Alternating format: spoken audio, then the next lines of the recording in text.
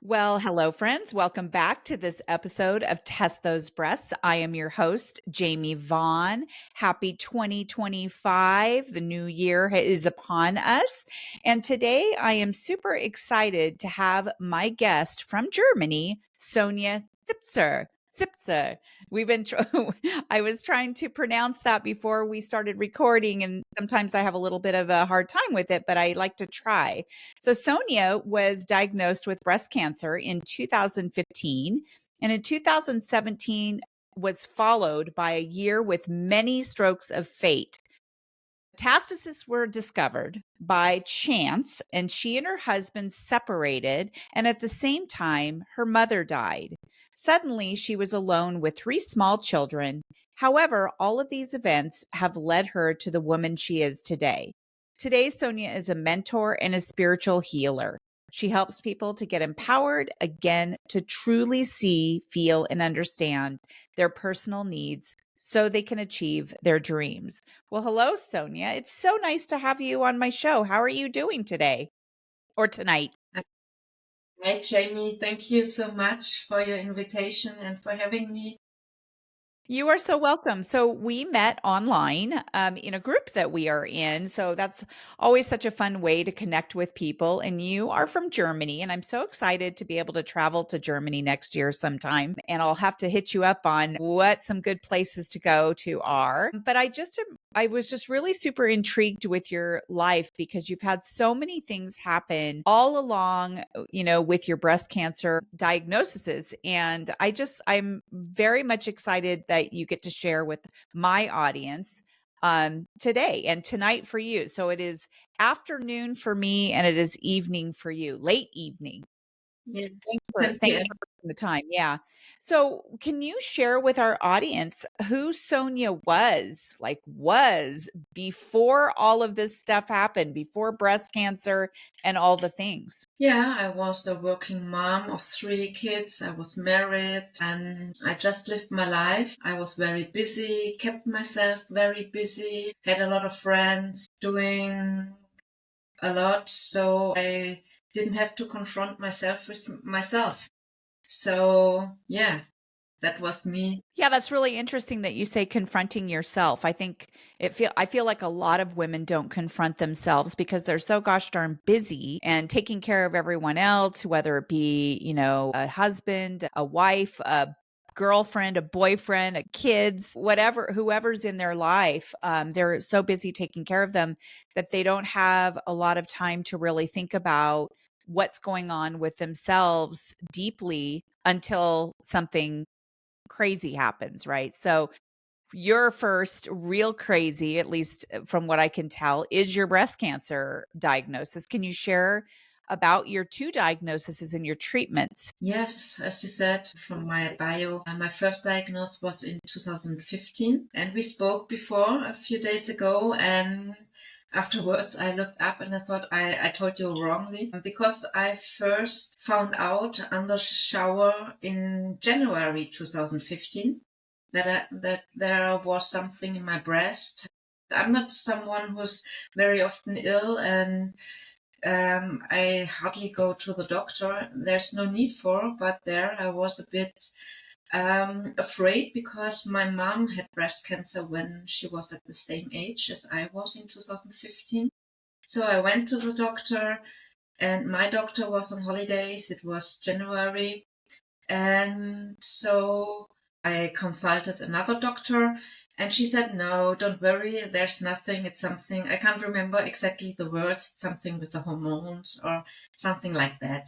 Deep inside, I already knew in January that she was wrong. But of course, she was the doctor. She was the woman with the title and with the knowledge and everything. And I, of course, was relieved that someone who should know better than I told me, "No, you don't have to worry." So I waited and waited, and it didn't go away. In April, yes, April, I decided to wait until May when I had my next appointment anyways. So I waited until end of May when I had the next appointment scheduled with my doctor. And yeah, the first thing I said to her before we greeted everything, I said, I guess I have breast cancer. And then she looked up and she sent me right away to different tests, and she called a specialist in Stuttgart, here in Germany, in the next city, a very good doctor. And so I called my husband. So she's the one. So when you went back to her, she's the one that ultimately diagnosed you with breast cancer. Yeah. Okay. Did she seem surprised, or? I already told her right away that I have breast cancer, and she just confirmed it. And she was, of course, shocked as well. By then, she didn't know that her colleague from the same place said, no, it is nothing. By then, she didn't know that.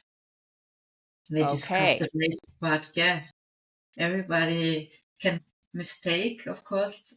That's been something that we did. So given that mistake, because that's a pretty big mistake, because my guess is, what stage were you when you were diagnosed? I have no clue. You don't know? No, I have no clue, really. I don't know. They never said. I don't know if it was already big. Of course, it was like that. Did you did you go through chemo? Yes, I did. Okay, so it must have been either probably stage 2 or beyond, right? So I just always think it's important for people to, use their intuition, and advocate for themselves, right? Because, had that have been diagnosed 2 months prior, it may have been a lot. I mean, it's never easy, for gosh sakes, right? But it could have been, an earlier stage. Maybe you would have been able to avoid chemo, maybe just have radiation and surgery. So it's just really interesting that you knew and your intuition told you that you had breast cancer. And so we're going to talk about that in a little bit. But then ultimately you went back. So you went through the treatments, you were disease free. And then in 2017, what happened? Yeah, in December 2016, I had pain in my in the groin area. I don't know if that's the right word. Yes. And I was afraid that it was cancer in the ovaries. Is that right? Yes. Yes, I was afraid. So I went to the doctor. My doctor was again not there, but there are 3 doctors. So I went this time to the man, and he said, I have no clue what it could be. I can't feel anything. But I will send you to the tests. And I went to a test, and they said, no, there's nothing, but we found something else. So I was very shocked to hear that they found metastasis in the spine and in the liver. So that must have been a big shocker. This was a real shock. Yeah. So in between that, so are you living with metastatic cancer right now? It's been a while. I've been through chemotherapy again. I had also irradiation at the spine. The doctors told me that there's only a possibility to do chemotherapy for the liver, breast and everything, and spine. They can't do anything else. It's just the liver, because you need that to live. Right. So I focused on that, and I did 10 chemotherapies. Originally, 12 were needed, but I skipped 2 because I didn't feel well. When my mom died, for example, my tests were everything, my whole body was not really well and stable, so I couldn't make it. And so I did the 10 chemotherapies, and then it was more than 10. I think it was 20. I don't know. I didn't keep track. But after that, I was stable. I was for 3 or 4 years stable without any treatment, and so they were still there. But so are you in any treatment right now? No, I'm not in a treatment. I treat myself with meditation, with good thoughts, with changing my life, changing from the inside out. Okay. So subsequently during this time, your you and your husband split up. Can you share that story and how that impacted your life?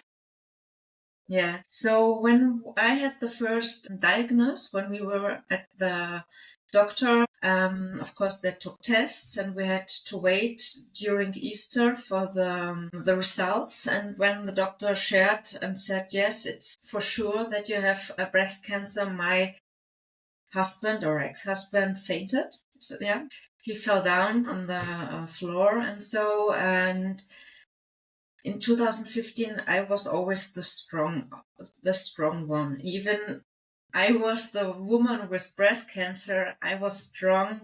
I didn't want to that my husband felt bad or suffered too much or I don't know. And when I had the second diagnosis, he was not truly supporting me. And I thought, no, this time I need a change. I have to be the one who's really caring for myself, and I needed someone who cared for me. And so I spoke to him and said, hey, I can't take care of you this time, and I don't want to because now it's me. And then he was strange. And then I found out that he had met another woman. And then it took 3 or 4 weeks because I wanted a decision right away. I didn't want like this or that while trying and so on, because we had 3 children and I wanted to have a clear decision. And then he decided to leave. Okay. So how did that shape your story? Like who are you today? Yeah, for me, as I already said, I was always the strong. That's what I've always been. My husband always said to me, actually, you don't need anybody because I'm the strong one and I can do everything on my own. So in 2015, I had my mom helping me. She lived next door. I had my husband. So I didn't ask for help with my kids and the household and everything because I had 2 people, 2 grown-ups who helped me.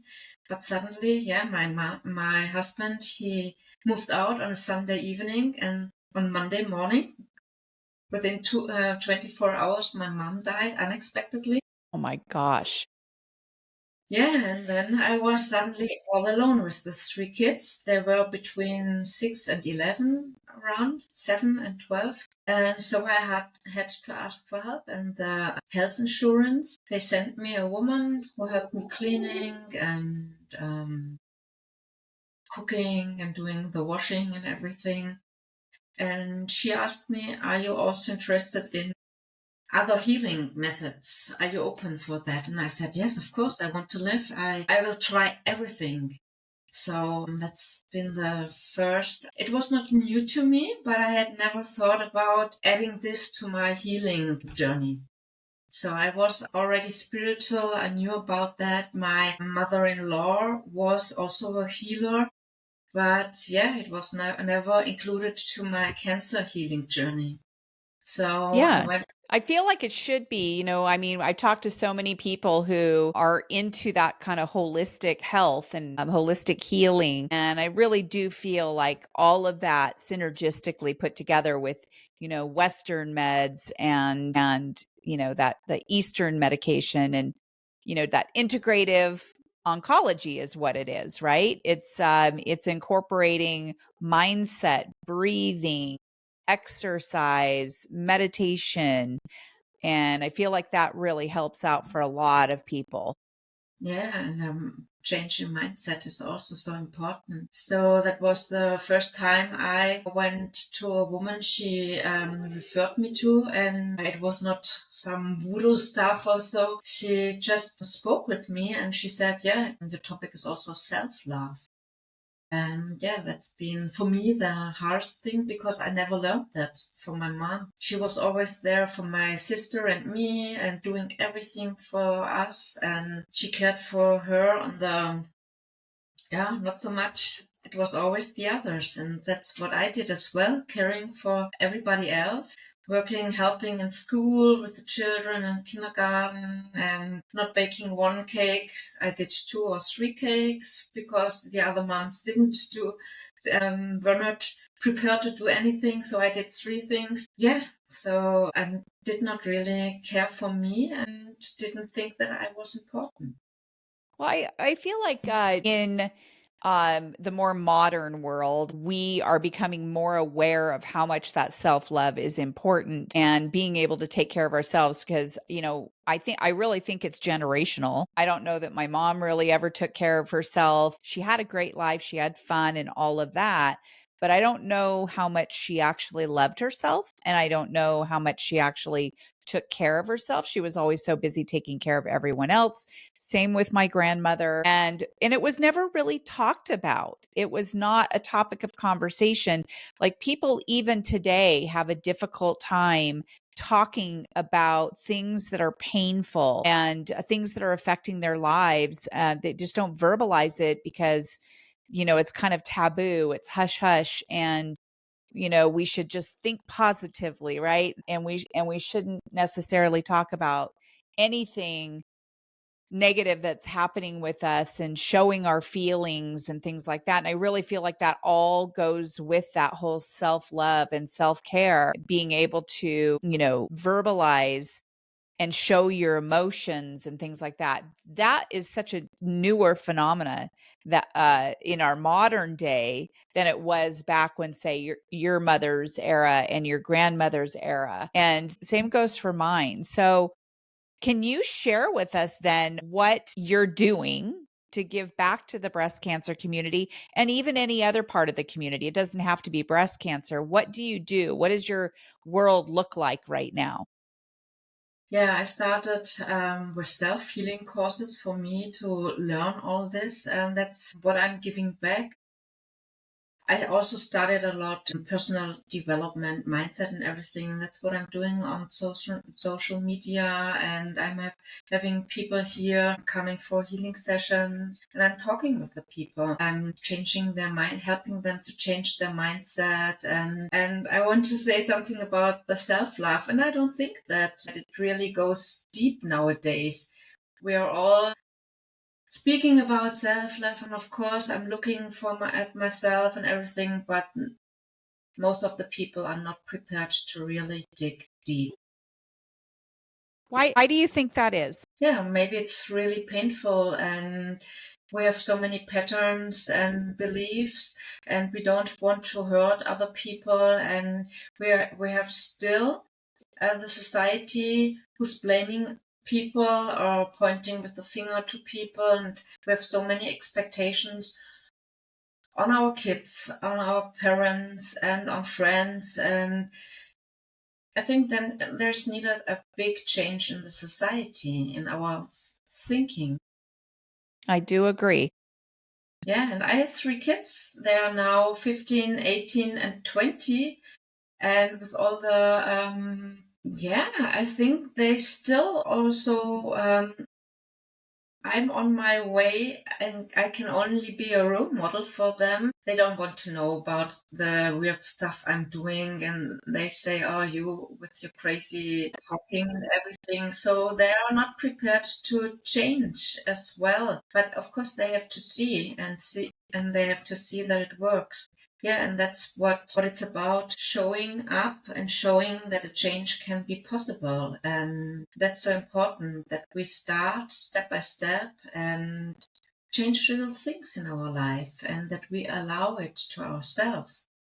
Because we always think, oh, okay, my parents paid me my studies, so I have to stay in this job because my parents paid it for me. But I would love to do this or that, or would like to do something else. That's where so many people are living in their box and are not prepared to get out of that box because they are afraid. So when people come to you for help, what do your sessions look like? Are they online? Are they in person? Are they both? both. It's possible. It's Okay. now online, so much is possible. And I'm so happy speaking to you. For example, you're on the other side of the world. Yes. And so many possibilities nowadays. Of course, speaking one-on-one or doing healing sessions, people need to be touched. Yeah, so many people are not really being touched, or they need of course, I'm not grabbing at them. I just lay my hands on their body like that, or here. It's not like that, but that's something that is really, that goes deep. Good. Yeah. So do you only do one-on-ones, or do you do group sessions? At the moment, it's one-on-ones. Okay. Yeah. Yeah. And I have a couple of friends who have programs that they can do one-on-one or group. So I always think that it's talking in a group sometimes is really helpful as well in really reaching out to that community. And, people resonate with different types of modalities. I mean, people resonate with, certain personalities and certain, ways that the program is run. So on yours, you have a website we have in the show notes. You are on sonjazipser.de, right? Yeah. And so I have your website on the show notes. I've got your Facebook group, and your YouTube channel and your Instagram and Linktree. So I have all of those in there. I would love for my audience to be able to check out your website and your social media to see how it might be able to fit into their lives and be able to share it with others. And so even though you're in Germany, people can reach out to you from anywhere in the world, which is just so cool, right? Yes, absolutely. Yeah. Absolutely. Well, I really appreciate your being on this show. Is there anything that you would like to add to your message before we wrap up? Yeah, I would like to finish what I started speaking about my ex-husband leaving me and how this had an impact on my life.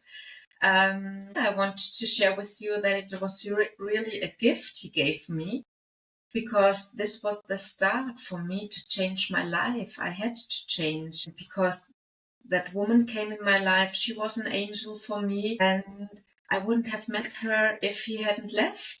And I had to start looking in my finances. I had to speak up for myself. And of course, I was suffering a lot. My ego, I was furious and I was angry, and I felt so bad for quite a few months.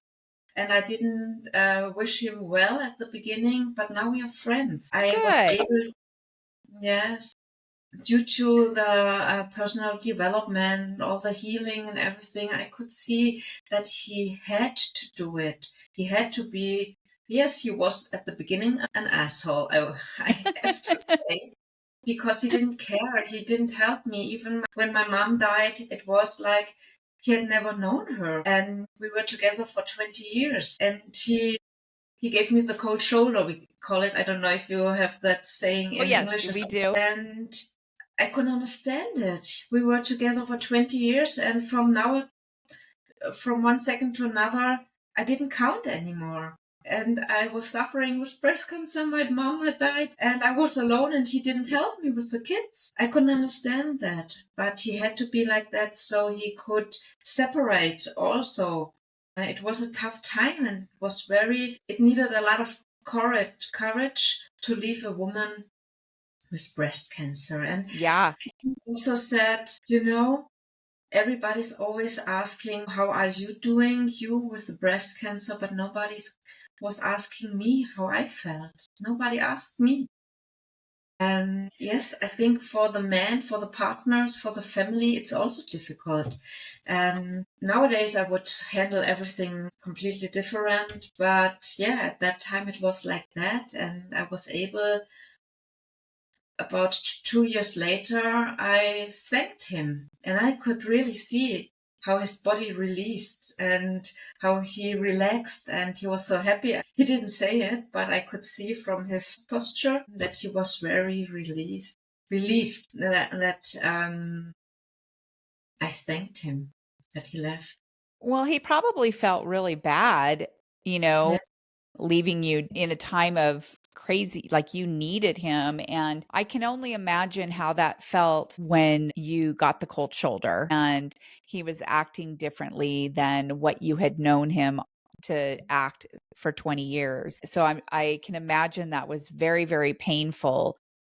But I'm also really glad that you blossomed as this new person, a better version of yourself, and you now have self love and you were able to forgive him. And he knows this. And hopefully he's real happy too with his life. And I hope so. It's not none of my business. He married the woman and we get along well good. as well. And yeah, and I asked my healer, why is he together with her? And she said to me, it's a spiritual thing, of course. Their souls have something to figure out together in this life. And that was for me just okay. It was like, okay, now I understand it's okay for me. That was for me really the moment where I was in peace with the Right. situation. Right. It was just the thing, oh, they have something to figure out together as souls in this life. I think that's really wonderful. I'm so glad that you shared that with us. Is there any piece of advice that you would like to leave my audience, whether they've been diagnosed with breast cancer or not? Is there anything that you would like to leave as far as a piece of advice for them? Yes, I think you are the creator of your life and you can help your healing journey by having a positive mindset and working on yourself and be honest with yourself. We just spoke about self-love and the emotions and everything. Yeah, be true with yourself and ask for help. Surround yourself with uplifting people, and you don't need people who suffer with you. You need people, and you need a podcast like that. You need to hear success stories. And yeah, sometimes doctors tell you you only have to live 6 months. And guess what? Some people finally make their world travel or do something they always wanted to do, and a miracle happens, and they cancer free, yeah. Yeah, But why? Have you ever questioned why? Because finally they did what they always wanted to do. right. Yeah, I mean, it doesn't always work out that way, but it is really fun to hear those stories that people like release and they go and do the things and they are happy and their mindset is completely different and they sort of let go of all the other things that just didn't matter anymore. And then they're still alive. That's really a fun story.